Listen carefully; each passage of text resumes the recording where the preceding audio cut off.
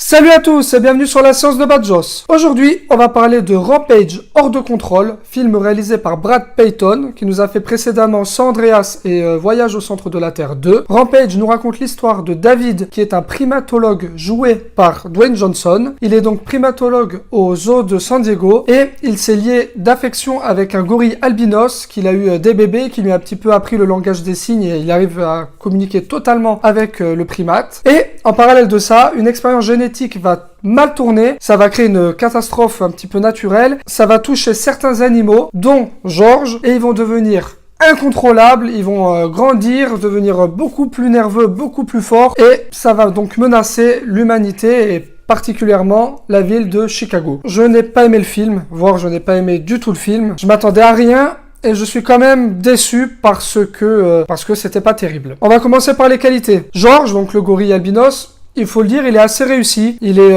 assez joli, esthétiquement, visuellement, il rend plutôt bien, c'est une belle bête, et voilà, en point fort, je suis obligé de dire, il est assez beau, voilà, ça s'est appliqué, ça rend pas trop mal. Ensuite, un autre point fort du film, la relation donc entre George et David, elle fonctionne vraiment bien. Je trouve que l'alchimie entre les deux fonctionne assez bien et ressort assez bien à l'écran, donc voilà. Ça, encore une bonne chose. Après, dans les points positifs, on peut parler de Dwayne Johnson qui fait du Dwayne Johnson, c'est-à-dire que ça, il sait le faire, du divertissement blockbuster, sans grand intérêt très souvent, mais voilà, il se donne à fond, Ce qui est fou avec Dwayne Johnson, c'est que c'est un mec, il est agréable, on le voit, je trouve que il a une grosse sympathie, ce type, mais il s'enferme dans les mêmes rôles tout le temps et j'ai hâte de le voir enfin dans quelque chose d'autre. C'est dommage parce qu'on avait un petit peu vu un Dwayne Johnson faire autre chose dans No Pain, No Gain de Michael Bay, mais on l'a plus jamais revu et maintenant il s'enferme encore. Là, je vois un peu ses prochains films, c'est toujours la même chose. Donc c'est dommage, voilà. Il est efficace dans ce rôle de divertissement, mais on aimerait le voir un petit peu dans autre chose. Bon, maintenant on va passer aux choses un peu plus négatives. Donc déjà,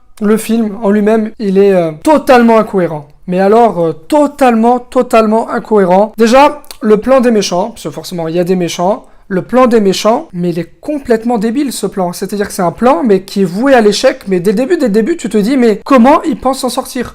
C'est-à-dire qu'en gros, ils vont détruire une ville, et ils pensent qu'en la détruisant, ils vont en tirer quelque chose de bien financièrement. Donc ils expliquent leur plan, mais c'est débile, c'est impossible que ça marche leur histoire. Il y a un crash d'avion, c'est-à-dire que le crash d'avion ne crée aucune flamme, aucun incendie. C'est quand même assez aberrant. Alors, l'avion s'écrase, il explose, donc explosion dans un champ de maïs, et voilà.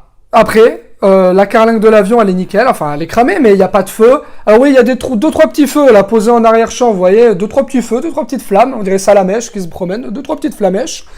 Et ensuite, voilà, c'est tout. Les personnages, donc il y a eu un crash d'avion, ils sont debout sur la carlingue, qui doit pas du tout être chaude, hein, forcément. Et ils sont là, ils parlent, ah oui, alors, qu'est-ce qu'on va faire ensuite ? Mais les gars, ça choque personne cette histoire. Et en plus, crash d'avion, il y a des habitations à 100 mètres, on voit des maisons, mais personne vient, pas de secours, rien. Et la scène a duré un petit moment. Hein. Donc voilà, crash d'avion dans le champ de maïs, apparemment. Maïs, c'est pas inflammable, va savoir. Donc ça, quand même, c'est des petits détails, mais putain, bordel, c'est pas normal. Dans les défauts du film, je trouve que les dialogues, ils sont assez horribles. Les dialogues, c'est quand même du bas level. Il y a plein de punchlines, mais qui ne fonctionnent absolument jamais. En plus, c'est impossible que ça marche, quoi. C'est nul. Ça, vraiment, c'est nul. Les effets spéciaux, ils sont pas toujours très bien faits. Alors, quand il s'agit du singe, c'est pas trop mal. Mais sur les autres bêtes, et surtout le loup, des fois, c'est catastrophique. Il y a même des plans, par exemple, à un moment donné, Dwayne Johnson, il a besoin d'un cascadeur pour faire une scène. Donc, quand vous verrez le film, vous penserez à moi. C'est une scène où il explose une vitre et après, il fait 2-3 petites roulades.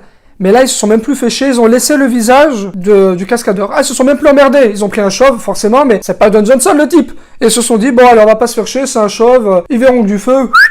Mais non, les gars, putain, c'est pas possible. Franchement, ça, c'est pas possible. Et après, un petit défaut que je donnerais encore, c'est je trouve que Jeffrey Dean Morgan, aussi charismatique soit-il, moi je trouve qu'il surjoue. Il fait toujours les mêmes mimiques et il m'insupporte un petit peu. Tout comme, alors, Malin Ackerman, donc c'est celle qui joue la méchante.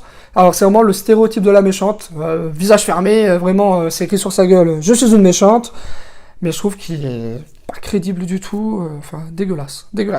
Bref, on va arrêter là, donc voilà ce que j'en pense. Je vais lui donner la note de 1,5 sur 5, que clairement c'est mauvais, c'est pas intéressant, il n'y a rien d'original, on a déjà vu ça des millions de fois. Pour conclure, c'est une série B à 120 millions de dollars de budget quand même. Donc, merci à tous d'avoir regardé cette vidéo. Comme d'habitude, n'hésitez pas à partager, liker, commenter et vous abonner. Et moi, sur ce, je vous dis hasta la vista, baby.